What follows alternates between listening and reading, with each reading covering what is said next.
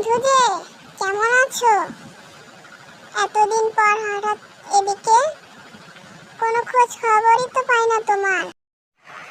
কেমন আর থাকবো, যা দিনকাল পড়েছে, বাহিরে চলাফেরা করাই তো মুশকিল।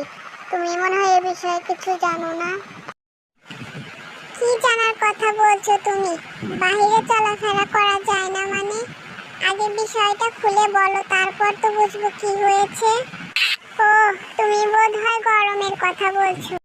ওইটা না, জানো বাংলাদেশে নাকি রাসেল ভাইপার সাপের উপদ্রব বেড়েই চলেছে। এই সাপ নাকি 100 বছর আগে বাংলাদেশে ছিল, বিলুপ্তও হয়ে গেছে, এখন আবার আসছে। জানো, একটা সাপ নাকি 32টারও বেশি বাচ্চা দেয়, আর এই সাপে কামড়ে নাকি মানুষও মারা যাচ্ছে। ও হ্যাঁ, এখন তো পুরো মিডিয়া তোলপাড় করে দিচ্ছে এই রাসেল ভাইপার। এই নিউজ মানুষকে যতটা না সতর্ক করছে, তার চেয়ে বেশি আতঙ্কিত করছে। হ্যাঁ, মানুষ আতঙ্কে আছে, যার কারণে বাহিরে চলাফেরা করতেও মানুষ ভয় পাচ্ছে।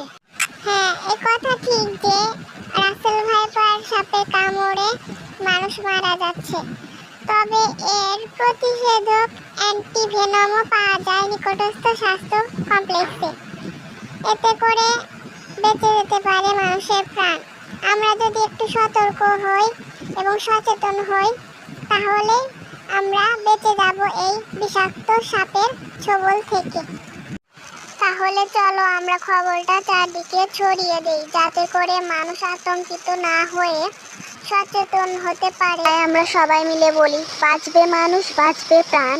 আতঙ্কিত নয়, সচেতনতার মাধ্যমে পাবে মানুষ রাসেল ভাইপারের বিষাক্ত ছোবল থেকে পরিত্রাণ।